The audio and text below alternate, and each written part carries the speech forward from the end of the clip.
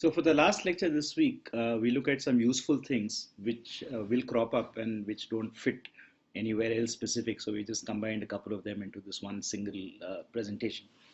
So we had an example when we were doing the input and print about how to prompt the user in case they had an invalid entry. So we were trying to read a number, and what we said was that we would input some string that the user provides. So we give them a message saying enter a number. They provide us with a string, and then we try to convert it using the int function. And this int function will fail if the user has provided a string which is not a valid integer, in which case we will get a value error. And if we get a value error, we print out a message saying try again, and we go back. Okay. And finally, if we succeed, that is this try succeeds, the int works, then we will exit from this try block, go to the else, and the else will break out of the loop. So this we had already seen. Now the question is, what if we want to change this so that we do nothing? Okay, we don't want to do this.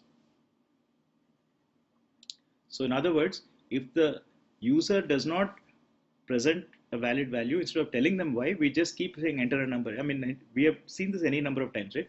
You go to some user interface and you type something wrong. It doesn't tell you what's wrong. It just keeps going back and back and back and asking you to type again. So how would you actually program something as unfriendly as that? Okay. So what we want to say is, if I come to this value error, do nothing. Now the problem with Python is that wherever you put this kind of a colon, right, it expects something after that. You cannot have an empty block. So if I put a colon, there must be at least one statement after that. This is a syntactic rule of Python. You cannot have an empty block. But here I want to do nothing. I want to recognize there is a value error and then go back here. That's fine. But I don't want to do anything else. So how do I do nothing in Python? So the answer is that there is a special statement called pass. So pass is a statement which exists only to fill up spaces which need to be filled up. So when you have blocks like except or else, okay, you can't have, if you put the block name there, you cannot leave it empty. In this case, you can use the word pass in order to do nothing.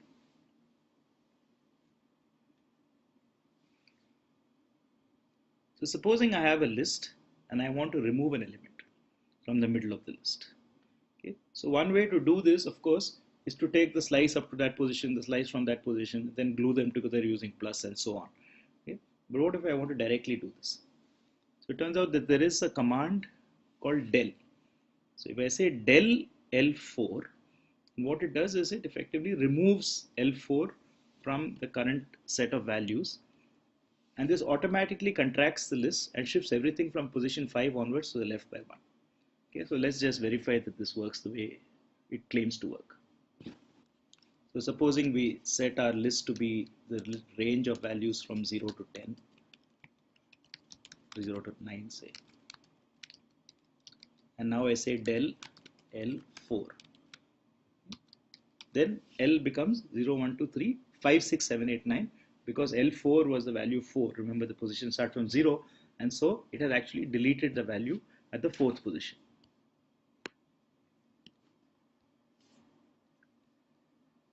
So this also works for dictionaries. So if you want to remove the value associated with the key k, then you can use del dk, and it will remove the key k and whatever value is associated with it and remove from the, so the key will now be considered to be an undefined key. So in general, we can take a name like x and say del x, and what this will do is make x undefined. So supposing we wrote some junk code like this, we set x equal to 7, and then we said del x, and then we ask y equal to x plus 5.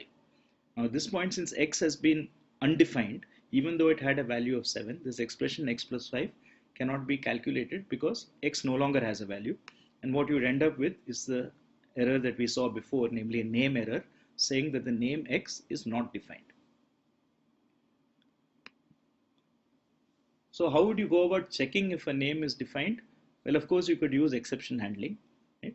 So supposing we want to assign a value to a name x only if x is undefined, then we can say try x. So this is trying to do something with x. Remember that names can be anything. They could be functions. So you can't just write x because if it is currently name of a function which takes no arguments, it will try to execute that function. So it's perfectly valid to just write x.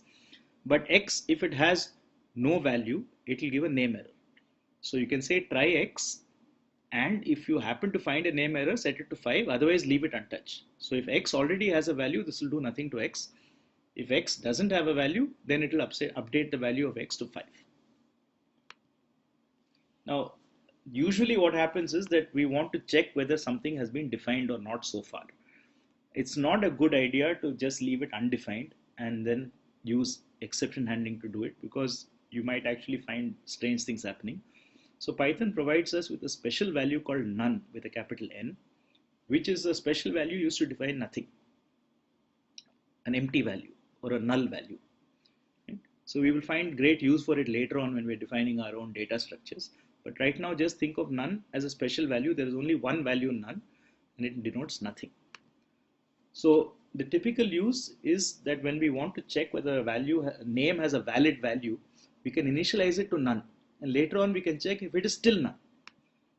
So initially we say X is equal to none, and finally we go ahead and say, oh, if X is not none, then set Y equal to X. In other words, Y equal to X will not be executed if X is still none.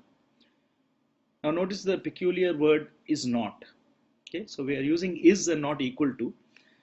So there is exactly one value none in Python in the space. Okay, so all nuns point to the same thing. So remember, is was checking when we say L1 is L2, we are checking whether L1 and L2 point to the same list object.